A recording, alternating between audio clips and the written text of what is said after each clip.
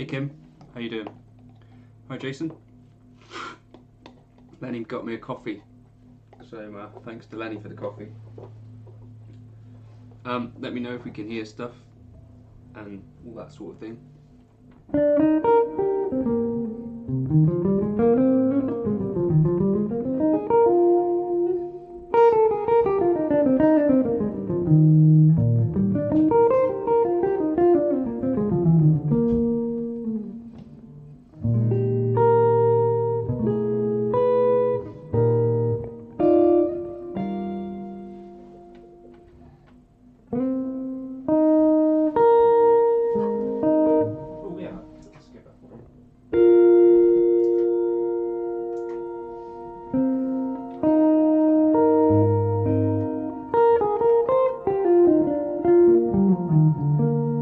Hear anything?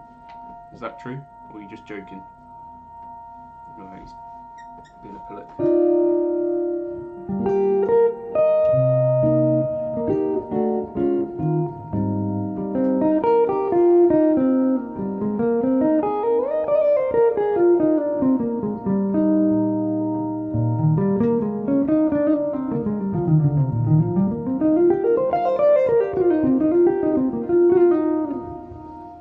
Yes, I said Penny bought me a coffee, you're right.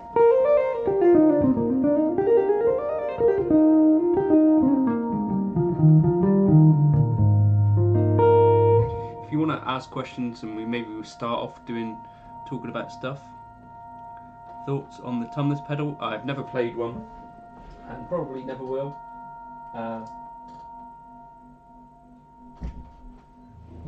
I just got the Klon KTR. And that was plenty of enough Klon for me. I think the tumbless, I hear good things about it. The tumbless deluxe, I think also does like a little bit of Klon and extra. If I was going to get a cheaper Klon, I think I'd just get a J-Rocket Archer, I think. But yeah, I'm happy with the Klon KTR. That does the job, and I think it's a fairly decent investment given what's happening on eBay. Right, any questions about anything, we can get them out of the way. At some point during the stream, we want to talk about how deep is the ocean. Hey Alec, I'm very well, using the Helix right now, but not doing anything posh with it.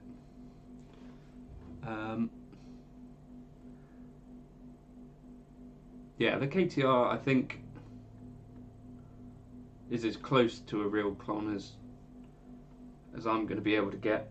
Apparently the carrier tone Centura is also very, very good. You know, I'm realistically not going to spend £2 on a real Klon.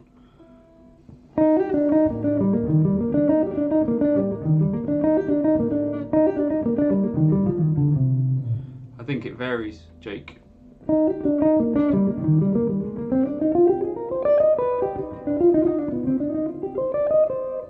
What kind of picks do you use? So, right, I could talk about this if you want, and maybe there's a great guitarist called Gerd Zimmerman who wants me to talk about picks at some point, but I can't bring myself to actually make that video because I feel like it's quite boring. So these are the posh picks that I use when I'm feeling fruity. They're made by Hawk, very similar I think to Red Bear picks, and these are like 3mm Tonebird 6 is what they're called, but made of, I think, is it casing or something like that.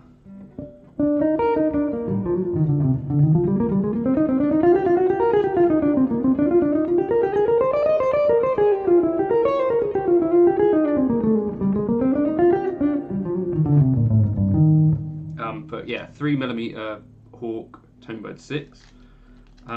The other Hawk that I'm using right now is like a smaller, I guess maybe a Jazz 3 type.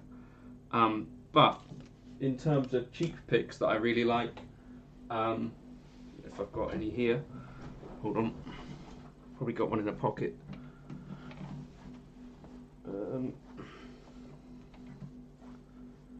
I don't have any in my pockets. Anyway, but a D'Addario Black Ice 1.5 millimeters. I'll just get one out in a sec. These are kind of cheap picks that I really like, and they're about a fairly similar size to a Jazz 3, maybe a smidge bigger. I don't know if you can see them, but yeah. So the trouble with the Hawk picks is that I was very scared of losing them because they're expensive. They're made using the teats and organs of a real hawk. Yeah, exactly. That's what makes them worth that. Do you sell your presets without a monthly payment? Yes, absolutely. You only have to pay once. If you just use the link, and then you can come back for new ones and stuff.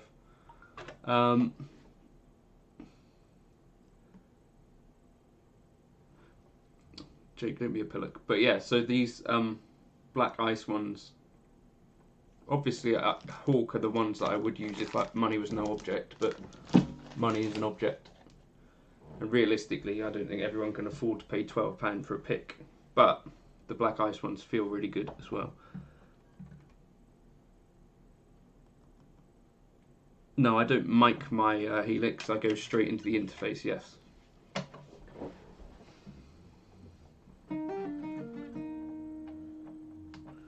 And apparently I've lost audio.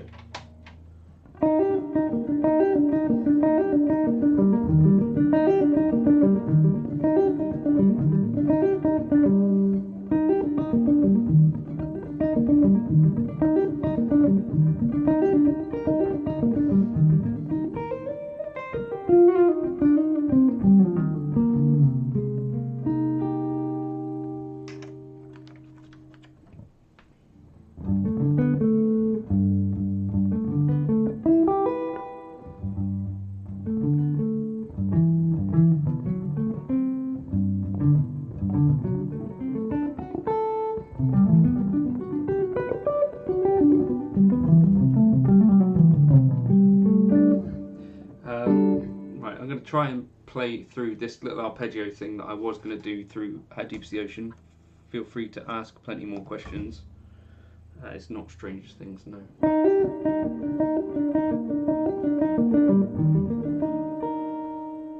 It's a Wayne Krantz thing. It's definitely not, unless Griggly Bear got it off of him. Thomas Griggs thing, I think, that. And then this is a Kreisberg thing.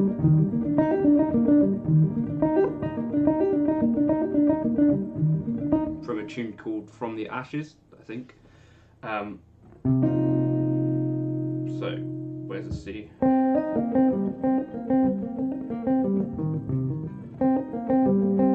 But what I'm trying to do is play that arpeggio thing through this set of changes.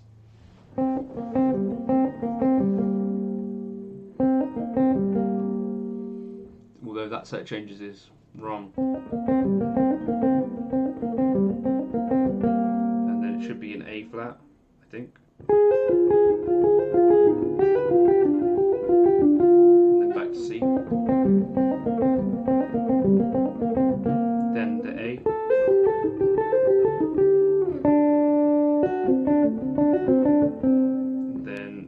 G, and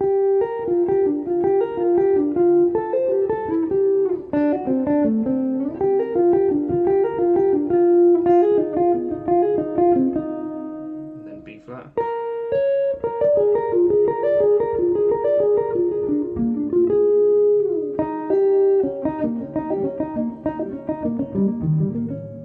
then A flat.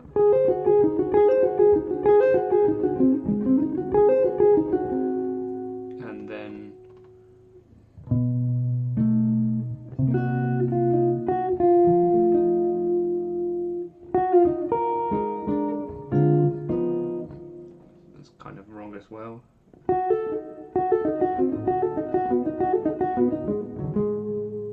And then a D. And then G. I'm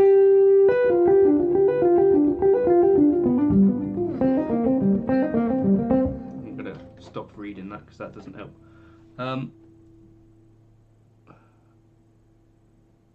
John, I've been watching your stuff since the Helix uploads to know if there's a way to connect the LT to the new iPad direct. I don't think you can record to an iPad.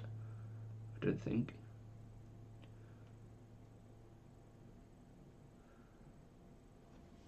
And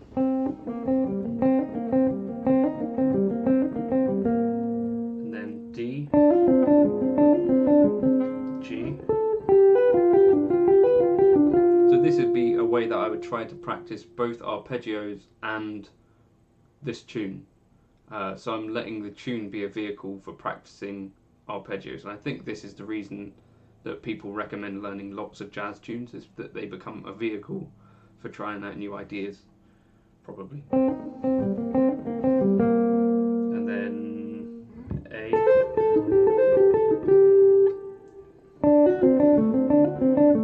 As well as a good way to practice your memory stuff.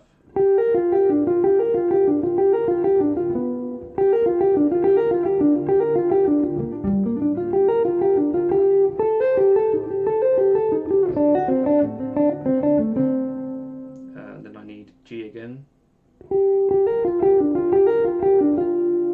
F minor, B flat, that's C in it, not B flat. Then E flat,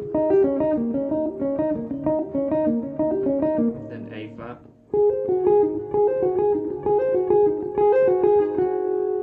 and then B major, B flat major, and then G, and then C minor again. So then A flat, G, C minor, and then A,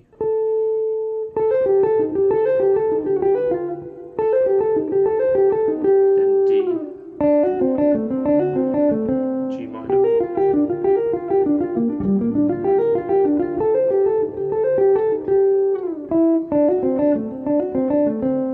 G minor, F minor, B flat major, right?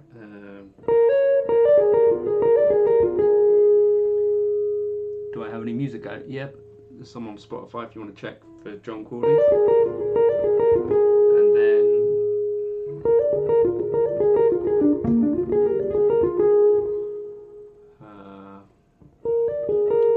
E flat, D flat, C7,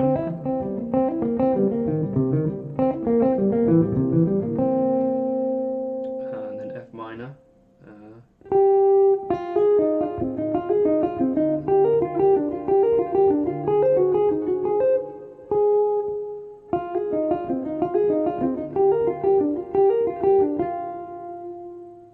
Then E flat minor,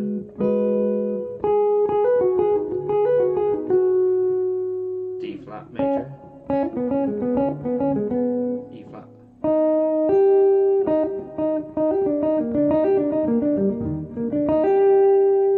G,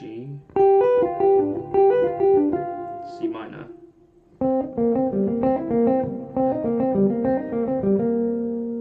and then A minor, I think.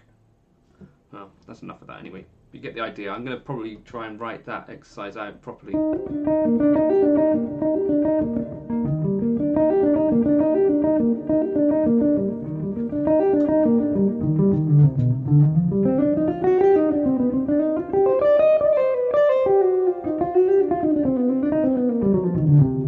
Yeah, right, anyway, so that's how I might try and practice things through a tune. If you've not that anyone asked that. And then the other thing, so I talked about this earlier in the week, spread triads thing. So, hi John, in terms of guitar setup, what kind of action do you like, low, medium? I don't really look for super low action. I think it's just medium. I tend to use string gauge 10 or 11. There's nothing, I'm not particularly specific about guitar setup. The main thing that I try to avoid is fret buzz, so whatever the guitar can do to avoid fret buzz is the main thing. It's the main thing, sorry. Triple over myself. Right, so earlier in the week I was talking about spread triads, so this is also quite a good way to comp through a tune. So find the nearest available triad for what you want. So my first triad is C minor, my second triad is A flat. So I'm going to do that in first inversion. Hi Thomas, just as we start talking about spread triads. And then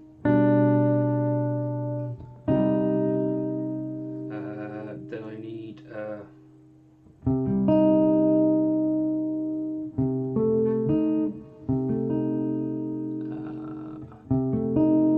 then D major, G minor, and then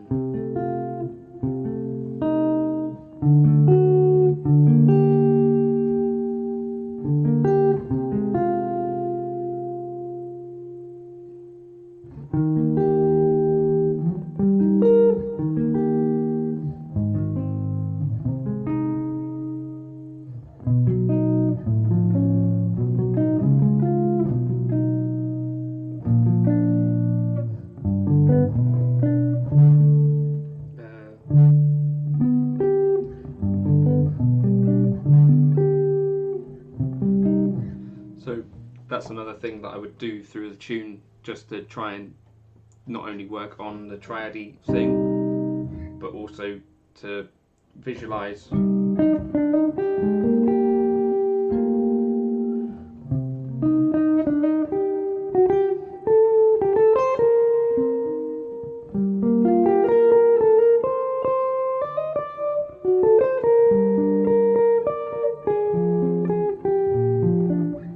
And one thing that I used, so I think we spoke about spread triads, and we spoke about like for the melodic minor, so there's a part of the song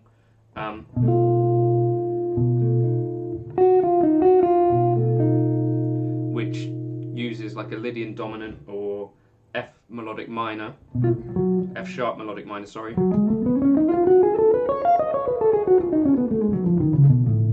So what I'm doing there is kind of running through the scale and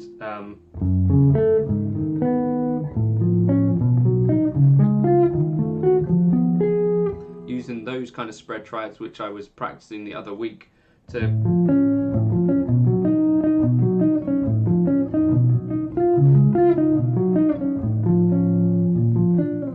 do that sort of thing. Don't know why an E major. Is it something?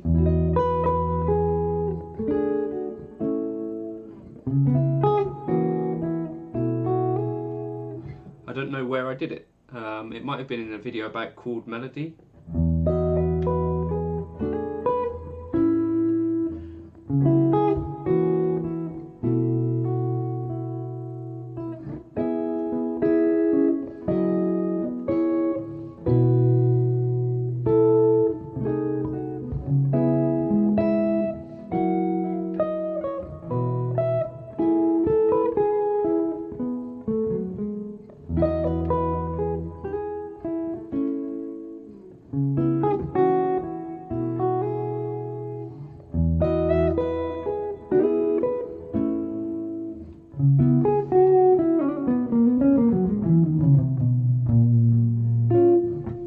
Sort of thing anyway.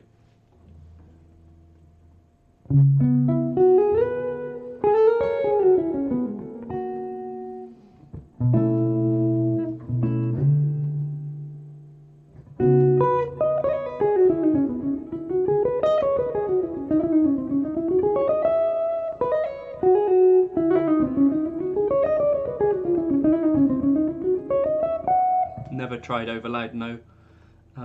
Kingsley Page, sounded great. What do you think of the pedal? Keith, so I found that it was a bit bright for my tastes, but I didn't. It wasn't my pedal; it was Jake's pedal, so I was only borrowing it for a little bit. I didn't have loads of time with it. It did work well into the HX Stomp. I was watching that video the other day because Simon Jarrett commented on it, and I thought I did like the sound of it. But that was into a fairly dark preset, so I think I'd have to spend more time with one to really give a sense of what I thought of it. They're not cheap though, are they? But yeah, watching that video back, I kind of like the way it sounded.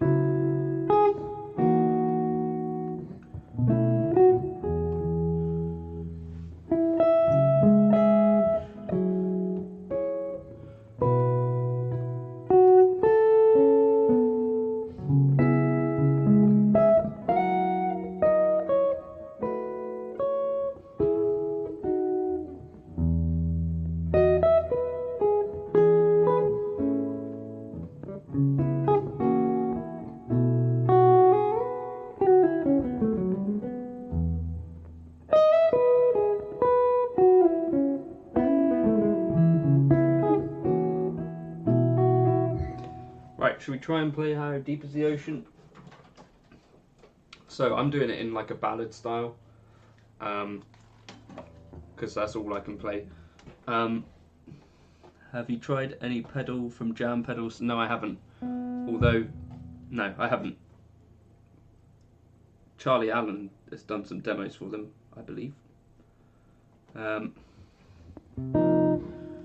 So, How Deep Is the Ocean in like a ballad style. This is the tune that I've been working on this week, and I will put up the backing track for it. It's one of my more favourite ballads, and it was one that I used to have some stuff written down for. I think the last time that I played it properly was just after my fiance's boss had died. Any budget multi-effects pedals such as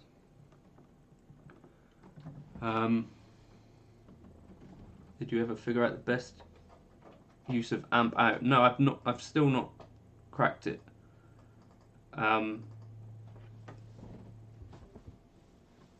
The conclusion that I came from was that you'd have to set up kind of different what's the word? Different kind of presets if you were going into a real amp, into a full range flat response monitor or like a power cap or something. Maybe that would be a better use. So I could experiment with that and a whatchamacallit, a power cap maybe. Hey Daniel. So yeah, right. Let's try this tune. I've never played anything more. What's my approach to timing and phrasing? Tried to play in time and tried to phrase. Tried to think in melody, I think, in terms of phrasing. I think what people mean by phrasing is probably music, right? It's trying to make something sound like music rather than... So the difference between...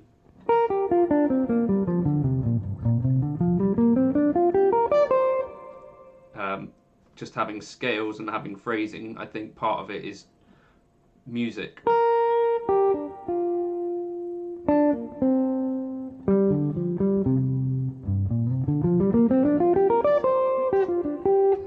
So yeah, for me, phrasing is being musical or trying to make music. So playing things that sound like you intended them and all that sort of stuff. And then timing is the attempt to try and, you know, be groovy and be in time. And what you're about to see is me struggling with that because I'm going to be playing a ballad slowly.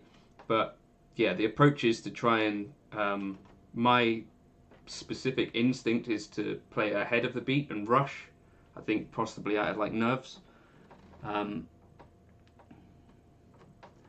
And then I don't think in terms of extensions particularly, so except for like the 9 and 7 I've got like a fetish for, but I don't think particularly in chord extensions.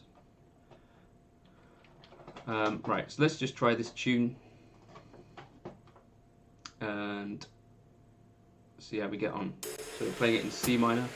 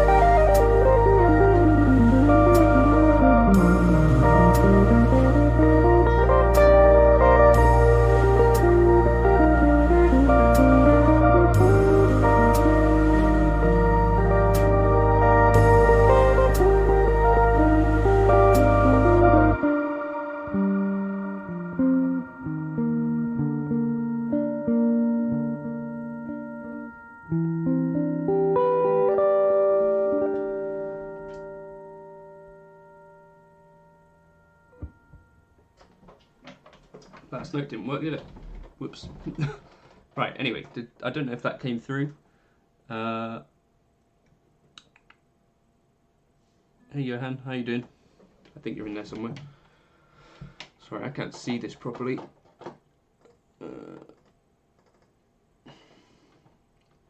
Right.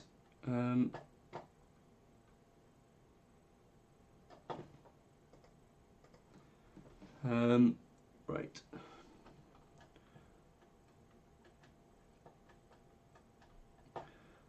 So that's why do birds always disappear? You've already said that.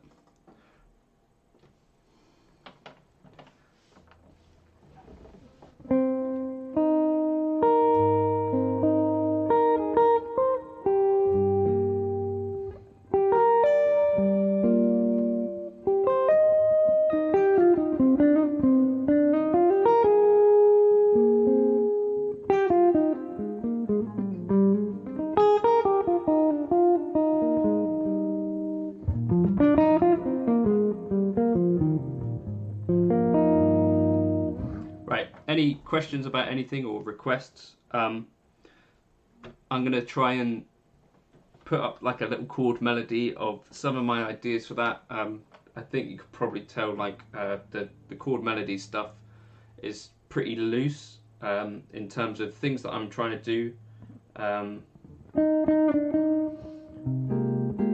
That kind of thing I'm doing quite a lot, and then no.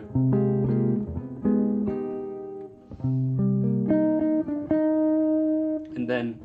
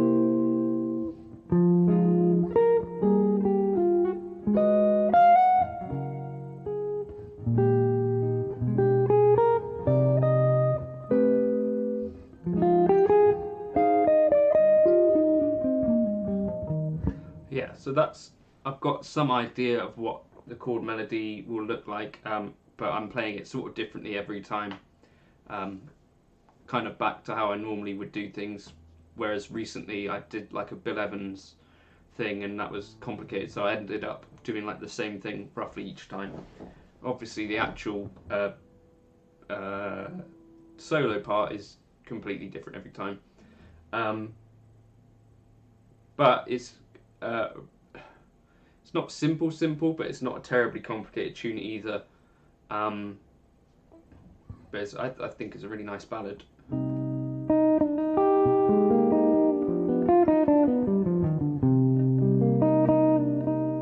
So this is the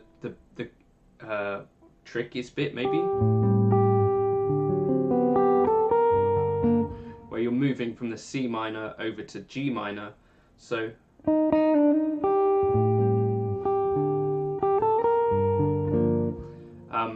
so it took me a bit of like figuring out like the triads and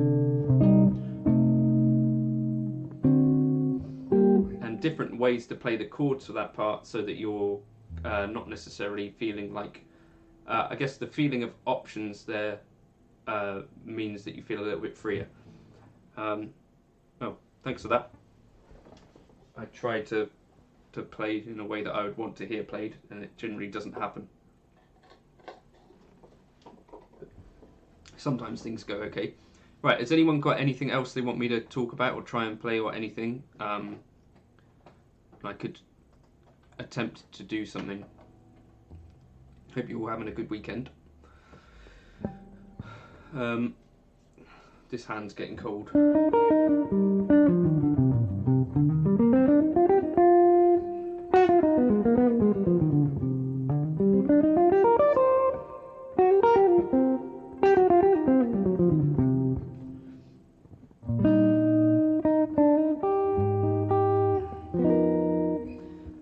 What are you thinking when you're improvising? Licks, feel, chord changes.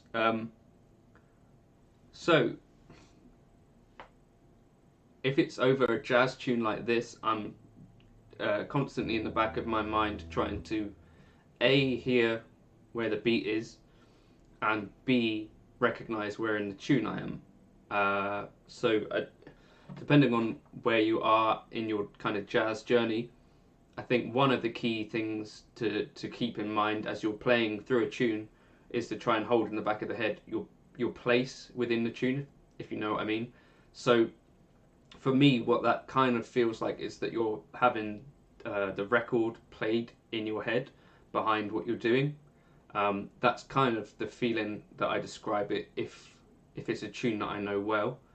And then you sort of at points you might dip into where that melody is, and that's like a good way to bring yourself back within the tune.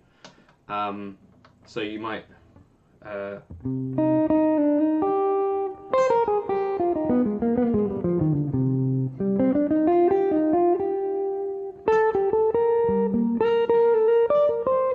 that sort of thing, and then try and dip in and out of the melody.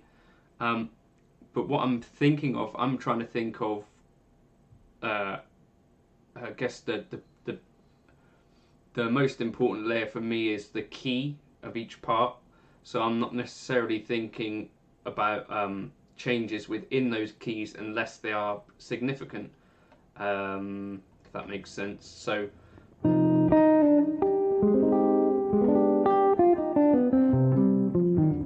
hey Tim.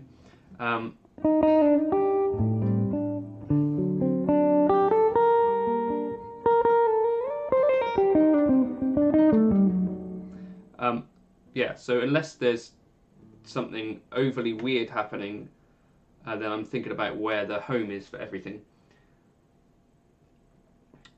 Yeah, I don't do Skype lessons because I don't feel like my connection is strong enough. Generally, I'm not thinking too much about licks unless there's something specific that I had planned for a tune. And I think if you end up thinking about it too much, it can just throw everything off. But I might practice a lick through an entire tune, for instance. There's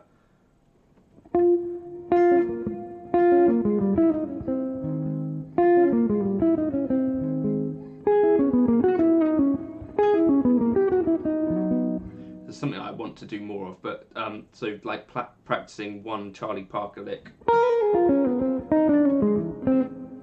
like that sort of thing. If you kind of figured out where that would fall across each of the different homes of the tune, that would be a super useful thing to do. Mainly interested in usual, can't make the head between rack or floor. What ends up being more expensive would be the question for me. So like if I have to buy a rack and then I have to buy a foot thing as well to get the same functionality, then I think I'd go for the floor. But I've never really been a rack person. If you're a rack person, then maybe. Have I ever practiced using exotic scales like Japanese pentatonics? So when I looked up that Kumoi scale, that was just like a minor 7 flat 5 kind of deal, I feel like. Let me just have a look again.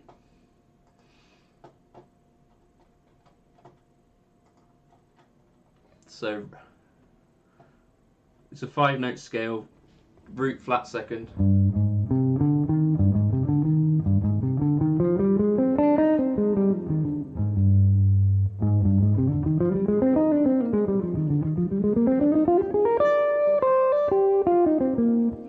Yeah, to me that's not an exotic scale particularly.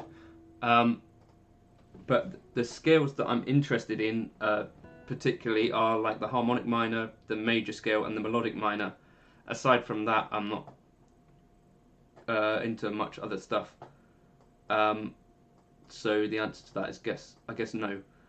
How important is to know the note names of every string on every fret?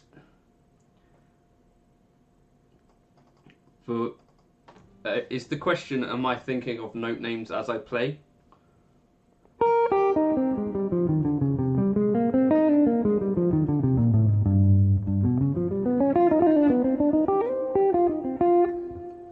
If that's the question, then the answer for me is sort of no. So I'm not seeing every note name flash by in my head as I play, is the answer to that. It's a combination of kind of ear, a combination of knowing what, I don't know, C minor or whatever feels like under the fingers, and then that sort of stuff. I think I've definitely not learned any Kurt Rosenwinkel stuff. I've heard bits and pieces of it. I think I was listening to David Beebe recommended another Kurt Rosenwinkel tune, or his playing over a tune, Over Very Early, for instance. I think that was it. But I'm not sure I've listened to his take on this particular tune.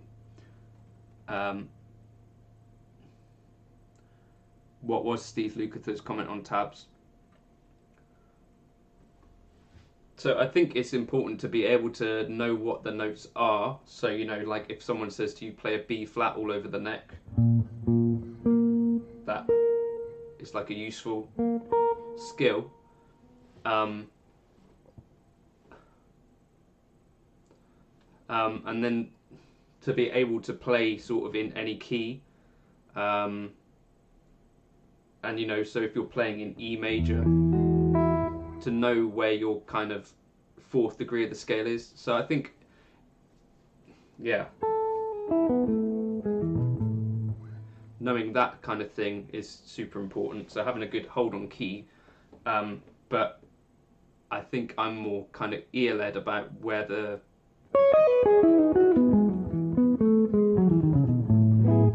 I'm playing specific notes, but I can hear once I've hit them, if that makes sense, whether it's whatever it's going to be. Find me the exact quote before I go saying something that's silly.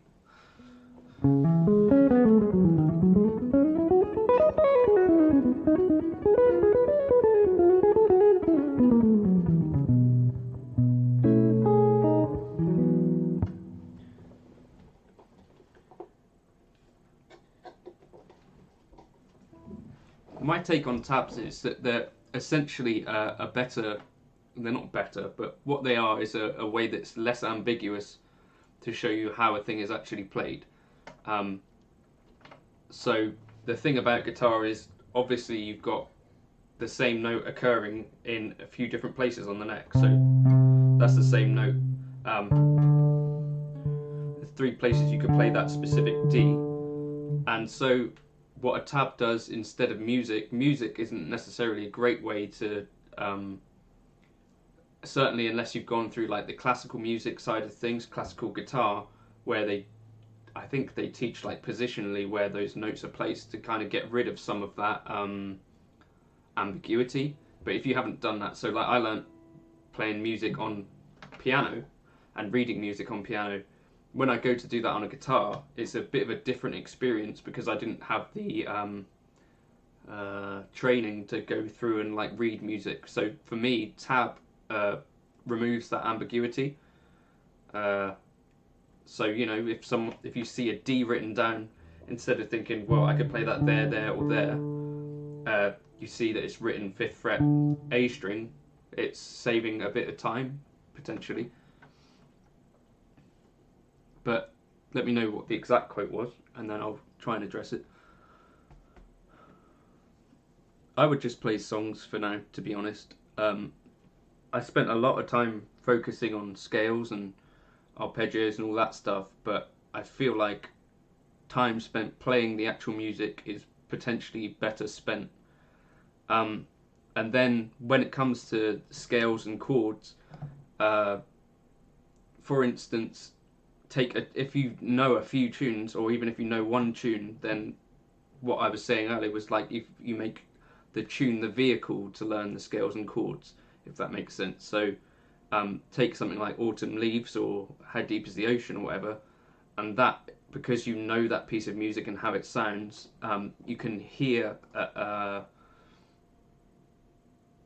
well, not here, but you can practice different things through it. So, you know, every time you see a 2-5-1, you might decide to do a certain thing.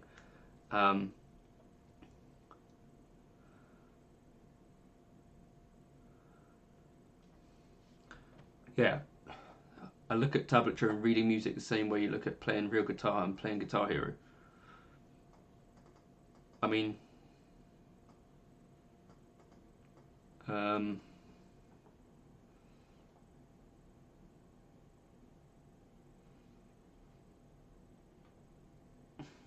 yeah, I don't know, what does that even mean? So you're playing a real guitar whether you're reading music or not. So it's, to me, I feel like there's, in the guitar world, there's not a terrible amount of places where you need to be able to read music. Does that make sense? Is that fair to say? So I don't know, there's not a lot of positions where I've ever been where I'd had to read music, if that makes sense. So for instance, I've done some theatre work, but you know that that theatre job is coming up, and to me, anyone who doesn't actually learn the material ahead of time, you can generally tell it because the way they're playing is not good. And so I've seen, you can watch someone reading a piece of music, and unless they're literal geniuses, ugh, whatever the word is, I don't necessarily know that someone, if they'd actually learnt the piece of music properly, like a concert pianist, there's a reason that a concert pianist doesn't go up with a sheet of music generally, I assume. And what I feel like is that if you've actually consciously memorized the piece of music and you're free from the sheet of music, then potentially you're going to play something differently to how you would be if you were constantly looking ahead and reading music. So to me, it's kind of, it's not even an essential skill for most guitarists, I don't think. To be able to read a chart and all that stuff is a good thing, but then, you know, for most of us, what we're going to end up doing is playing in a pub, most likely, or, you know, that sort of job. And for that, what's more useful, to be honest, is to be able to hear what's going on. So, you know, if you can, I don't know, I've learned hundreds and hundreds and thousands of songs for like functions and stuff, and for none of it was I reading a piece of music. I had to work it out by ear. So I think like that's a skill which is just as useful, and I think you can find plenty of good readers that don't necessarily sound like good players, if that makes sense. So to me, the last thing that I'd ask a musician that I wanted to be involved with, the last skill that I would want from them is for them to be able to read music. It doesn't make much difference to me. You know, there's a bass player called Bill Banwell who lives locally to me, who's one of my favourite bassists I've ever seen. He doesn't know particularly theory, doesn't read music, I don't think. You wouldn't know it from hearing him play or improvise. So, I don't know, is it like playing Guitar Hero? To read a tab is just a different way of reading what someone wants you to play on guitar. It's just put your fingers here, isn't it? It's not faking anything, is it? One of the new come to the channel anytime soon. I mean, it'd be nice if it was, but I don't feel like it is, if that makes sense. The people that would have one, I think, have already got one. And I'm not sure if things have gone exactly how they planned. That's about as fairly as I could say it, but looking at the release that they just put out, I don't feel like I'm going to be getting one any time particularly soon, maybe next year. But I am on the wait list for it, or the tier 1 pre-order or whatever. So yeah.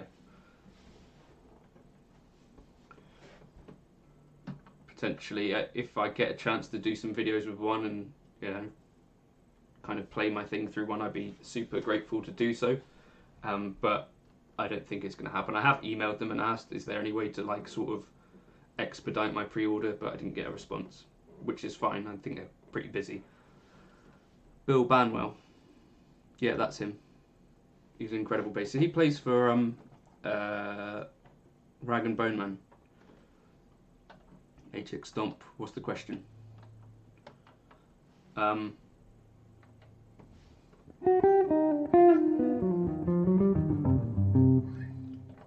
Right, have we got anything else you want me to kind of look at or try and play? Or why was that scheduled for 12:20? That's not the right time. Yeah, got any other questions about the stuff? I think that reading music thing is interesting, because I think there's also I've been asked this in my personal life, like, why do you bother to learn a jazz tune when you could just read it from the real book? And it's the same thing for me as reading music. It means there's something between you and the actual art, if you want to call it that, but it's something between you and the actual music. And I guess the reason that we practice music and practice and try and memorize stuff is because we want that gap between us and what we intend to play to be as small as possible. So if you're trying to improvise over a tune and make something that is musically interesting, to me, the ear part of your improvisation is sort of closed off a little bit when you're looking at a sheet. You do improvise in a different way, but yeah. So if you are able to memorize tunes, I think the way you play them will be different to the ones that you've not had time to memorize. Now, obviously, for gigs and stuff, I don't. Some jazz gigs that I do, if it's like last minute, or if we're calling tunes on the day, or so there might be things that I've never heard before, I'll be looking at what is written, and you know, they might give me a chart or whatever. But that's not the way that I would do things if I was had enough time, or if I was bringing something to the channel. So, like I just did, I feel like memorizing the tune has got way more value.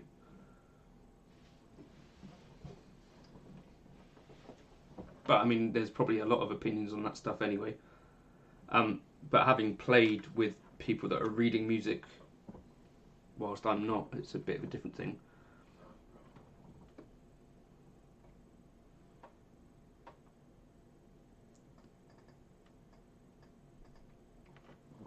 Never called on a standard based on the real book number. I don't quite get what that means. I think there's definitely loads of musicians who still use the real book. So for instance, if this is the case where I've been asked to use it or whatever, so you might be, like I played gigs with a horn player, and he said, have you ever played Lullaby or Birdland? And I say no. And if you kept on doing that with tunes that you memorized, you'd be waiting for a long time. So the real book in that case can just shorten that down. And he says, have you played Lullaby of Birdland? You say no, but I've got the sheet for it, let's just play it. I think that's generally what it was used for, in a way. And I think it's also a good way, you know, like I just showed on the screen, like if you were practicing a specific arpeggio or whatever, you could put it on a standard you don't know, or one that you do know even, and it just kind of is a bit of a crutch so that you can think, excuse me, specifically about the thing you're doing. I mean the tune page on the real book.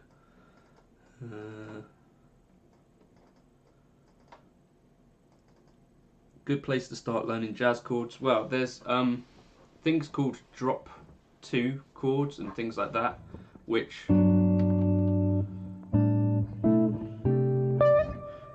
I think are quite a useful thing. So if you looked at, I think there's a Matt Warnock or something like that, that's a good resource. Or you could go to some like chord melodies. So what I do on my Patreon is put up how I would play the head of a tune. So, and that I think this is why I think this is important, because what you see written for a lot of jazz chords are kind of big things, or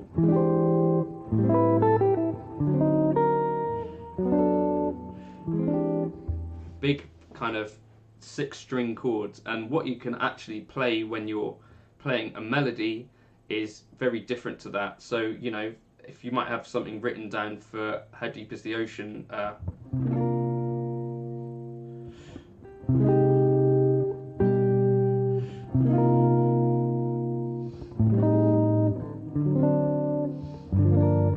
those kind of big chords are not going to work. So that's the kind of thing that I think maybe about 3 years ago I started listening to Jonathan Kreisberg, and I was noticing that there's little chords and little clusters of stuff happening between the melody. So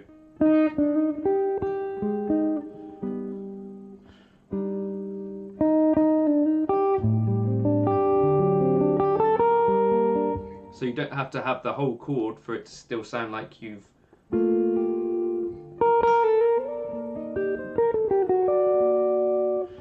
and so it's generally then thinking about sort of 2 or 3 notes that you could put alongside that one note that would give you that flavour of that chord, if that makes sense.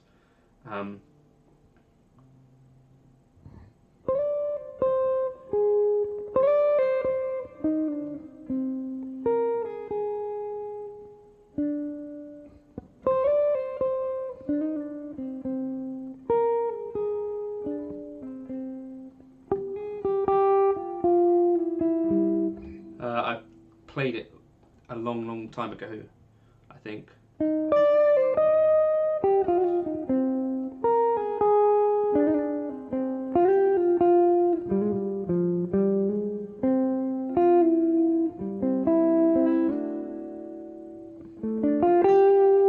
That's as much as I can remember. But yeah, so maybe pick kind of triads and stuff are really useful for this stuff, because like the spread triad things that I've been talking about quite a bit are good because there's kind of 3 notes in there, and that's generally enough to get you the sound of the chord. And if you count your fingers, you've got 3 fingers and then 1 finger to do the melody note. So a triad is basically as much as you can do anyway, in a way, for a lot of stuff.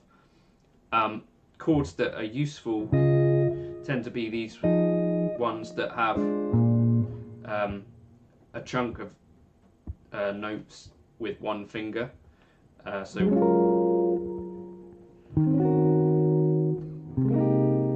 these kind of things, generally, yeah.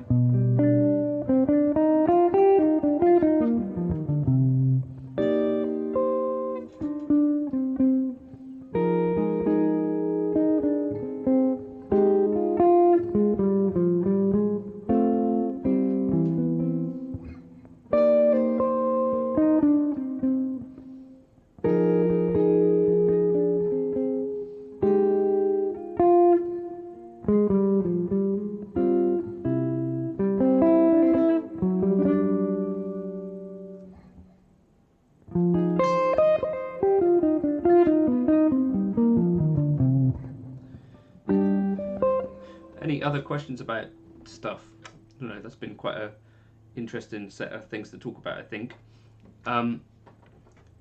Yeah, so Alan, if you were interested in the jazzy stuff, then I put up each week on my Patreon the literal chord melody that I put together, which is based on being able to play the melody and the chords at the same time. So like a chord melody, but nothing too crazy. So there's not like a chord for every crotchet or anything like that. It's just trying to have a chord that is physically able to play as well as the melody and kind of make it sound a little bit good, I guess.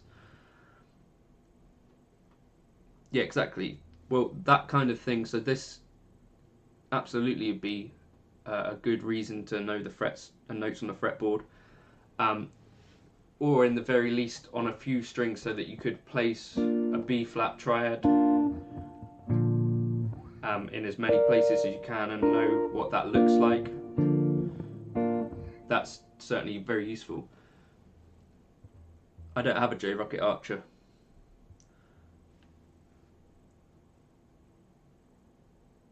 This is an ES-165. So it's the Herb Ellis one. So it's only got the one pickup. Shell voicings. So a spread triad won't have the 7 in it typically, whereas a shell voicing has the 2 key notes that you would need. So for instance, the way I like to think of them is like this chord. So a good way to practice them is to do them like through a blues. So you have your root, the 7 and the 3rd, and then if you're playing an E flat, you'd have the root, the 3rd, and then the 7. So I use those kind of things quite a lot. So let me try and do something.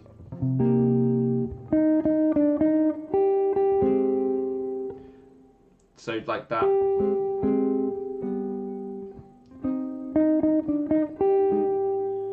And then like that.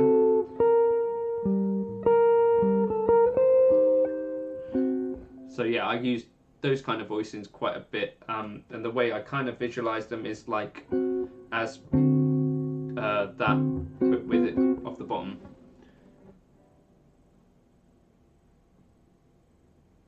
Yeah. So Jim, I think you're talking about the idea of reading music, I'm guessing.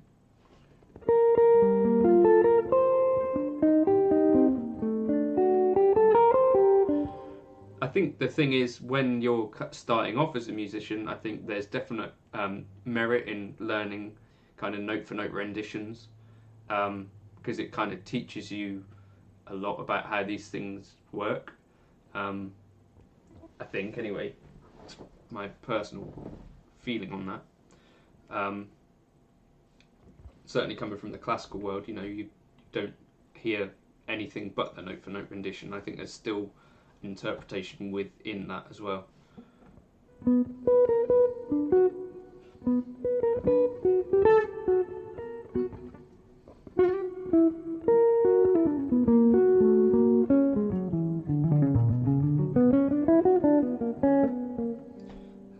This hand is cold. Right, so any other questions? I'll be happy to stick around for a little bit longer. If not, and then I'll go and start writing this out.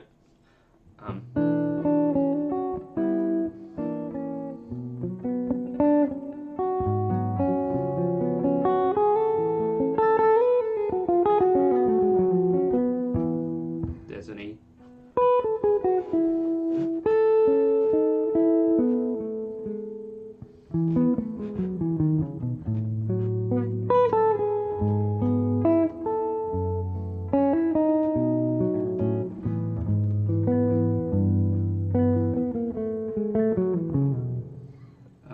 Still using Iridium. I still have it here. It's behind some stuff up there. I use the Helix most of the time, and then the FM3 occasionally. Did you fancy the musical The Greatest Showman? What's the question, Jason? Any thoughts on it? What sort of thoughts? Based on the plugins, it'll be good. Based on the marketing, it'll be called the most powerful thing ever made. I have a bit of an issue with over-the-top marketing, by the way. Muscle memory, I think, is a huge part of it. So Tom Quayle does also have the 3-note per string shape thing in his head, because he practiced it a lot back in the day.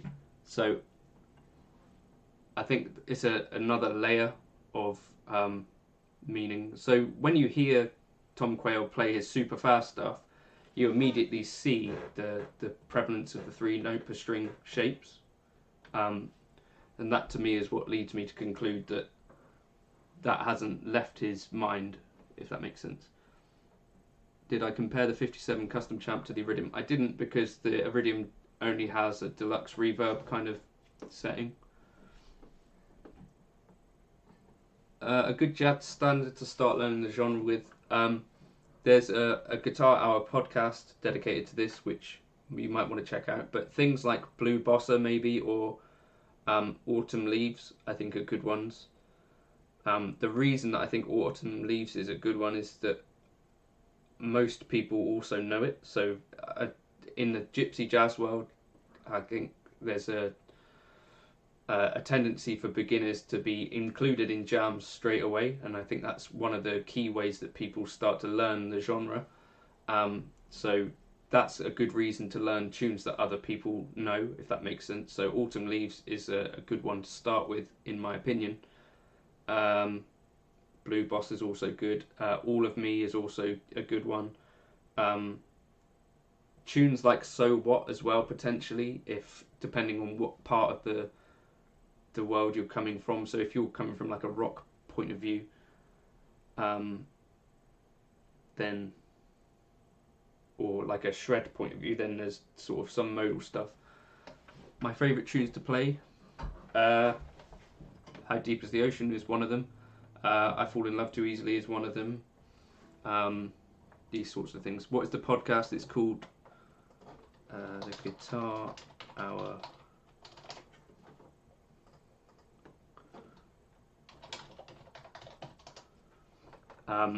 That's Tom Quayle, David B. Jake Wilson, and Dan Smith. But they're all guitarists and working musicians, and they talk about this kind of stuff quite a lot. So it's quite an interesting place if you're interested in jazz and theory and all that stuff. How do you get used to playing in 5?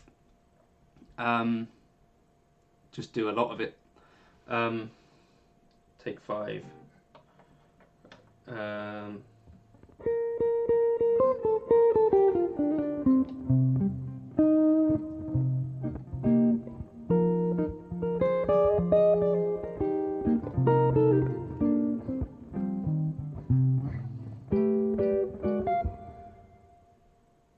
That's footprints, wasn't it? Take 5. What's it go like?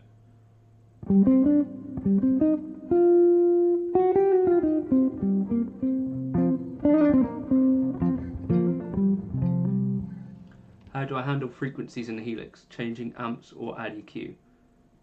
I don't mess around with EQ too much. I think if you're messing around with EQ loads, you've probably chosen a cab which you don't like the sound of. So the way I view it is that the cab is a massive a massive EQ that sits at the end of your signal chain or wherever it sits, and that's one of the most powerful kind of tone shaping things. So one of the things that I do is try and find the kind of IR that is least sounding like it's colouring the tone, if that makes sense. So it's like a transparent sounding thing, or roughly, so it sounds to me like it's not overly colouring the tone.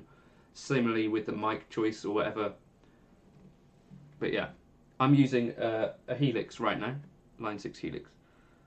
Any tips to practice discipline? So my opinion on that is that playing should also count as practice in a way, and so anytime you sit down and play a guitar, I think is valuable, or should be. So try and make it not feel like discipline, if you like. That's another thing that Jake Wilson's talked about on the podcast. But for me, I just try and follow areas that inspire me to actually play them. Whether that's jazz or whatever it is for you, it might be alternate picking or sweep picking or playing like Steve Vai or whatever it is. Just find something that when you go to do it, it gives you that feeling of want to do it more. Another thing you could try to do is set a limit for how much you're going to play if you're struggling to find motivation.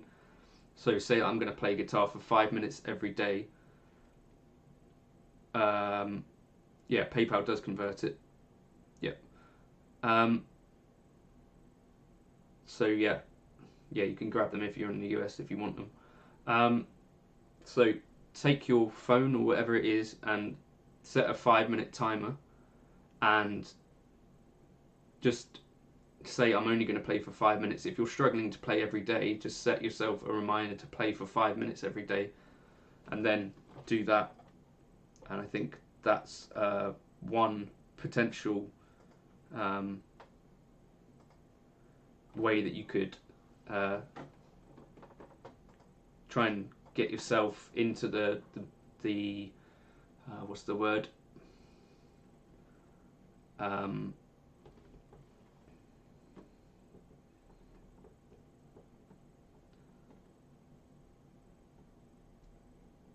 Ideas for more videos on chords. Cool.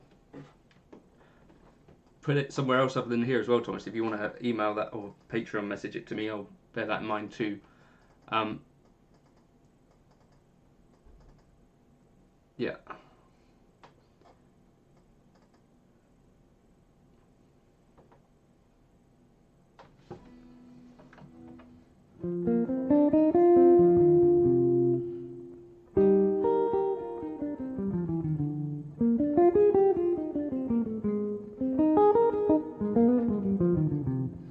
I did get rid of the gig board because I kept reading about people having the screen of death problems, and in Europe apparently they're not particularly supported very well, so I thought it was a bit of a risk, so I got rid of it.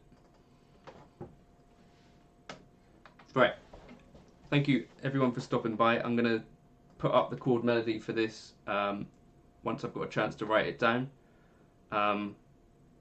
and yeah, that'll go up on my Patreon, and also the backing track will if you want to try it. Thank you for stopping by, and thanks for making the chat interesting.